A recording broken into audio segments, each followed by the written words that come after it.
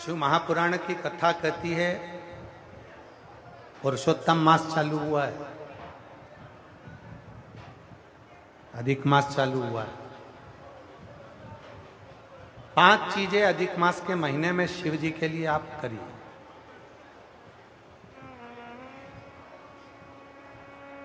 तीन वर्ष में एक बार अधिक मास आता है, पुरुषोत्तम मास आता है। हम पूरी कथा पुरुषोत्तम मास की भी आपको कथा के बीच में कहेंगे। इसलिए पुरुषोत्तम मास में जो कथा चल रही है 3 जगह पर, एक करनाल में हो जाएगी, इसके बाद में फिर दुधाना गांव में महाराष्ट्र में हो जाएगी, फिर एक ऑनलाइन हो जाएगी। ऐसी तीनों कथा हमने अधिक मास पार्ट 1, अधिक मास पार्ट 2, अधिक मास पार्ट 3, इस नाम से हम इस कथा को दिए। पूरे पुरुषोत्तम मास में, अधिक मास में आपको 3 कथाएं हम श्रवण कराएं, बाबा की कृपा हुई तो। और उन तीनों कथाओं का क्रम,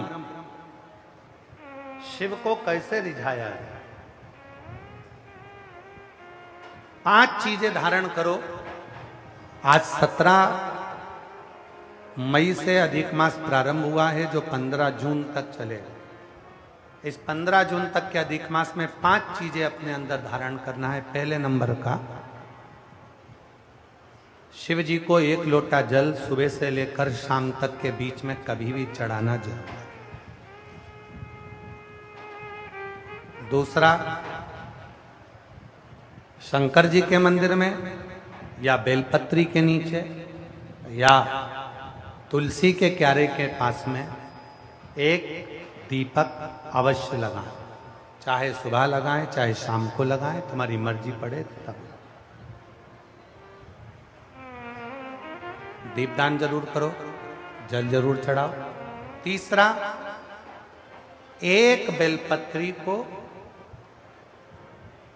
रख लें और उसी बेलपत्र को पहले दिन से लेकर 17 मई से लेकर, अधिक मास के पहले दिन से लेकर अधिक मास के आखिरी दिन तक 15 जून तक एक ही बेलपत्र को एक कागज में या किताब में उसको रख लें। उसको रोज शिव जी को समर्पित करें। श्री शिवाय नमस्तुभ्यम बोलकर अपनी कामना करें। वापिस उठाकर उसको अपने किताब में रख लें। फिर कल वापिस समर्पित करें, फिर वापिस रख लें, फिर वापिस समर्पित करें।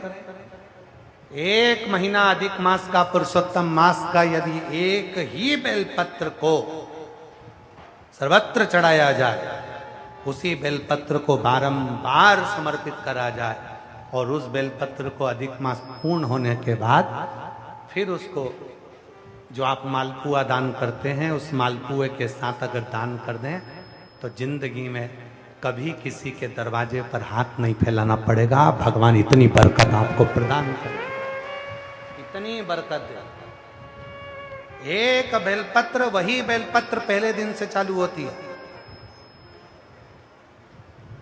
किसी भी शिवलिंग पर, चाहे पार्थिव पर चढ़ा लो, आप चाहें तो अपने, हम गुरुजी हम वहां पर नहीं है, हम कथा में रहते हैं, हम कथा सुनने जाते हैं, तो हम कहाँ चढ़ाएं?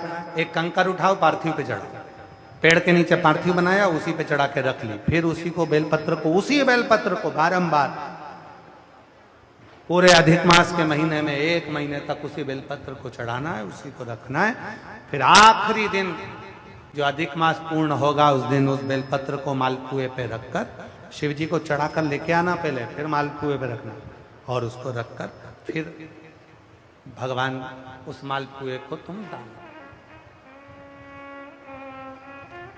मालपुआ दान नहीं कर सकते तो तुम बतासे दान कर दो, पर मीठे के साथ उस बेलपत्र को दान किया जाए। बतासा है, मिठाई है, कोई 33 कोई भी सामग्री 33 जो मीठी हो वो रखकर आप दे सकते। कभी किसी के दरवाजे पर कितनी भी मुसीबत आ जाए, कितना भी दुख आ जाए, कितनी भी तकलीफ आ जाए, कितना भी कष्ट आ जाए, कितना भी कष्ट आ जाए, आपको किसी के आगे हाथ नहीं फैलाना पड़ेंगे। लक्ष्मी की व्यवस्था स्वयं मेरा कुबेरेश्वर महादेव, मेरा महाकाल राजा, मेरा विश्वनाथ स्वयं एक बेल वही चलती। 5 चीजें करना है आपको। पहले नंबर पर जम के बोलो जल, दूसरे नंबर पर दीप, तीसरे नंबर पर बेलपत्र, चौथे नंबर पर भगवान शंकर के मंदिर में नंदी के दोनों सींगों के बीच में से शिव के शिवलिंग का दर्शन।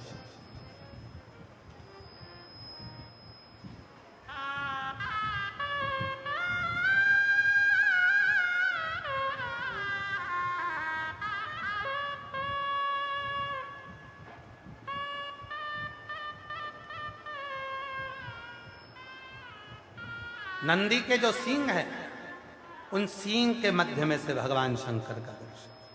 क्यों? किस लिए?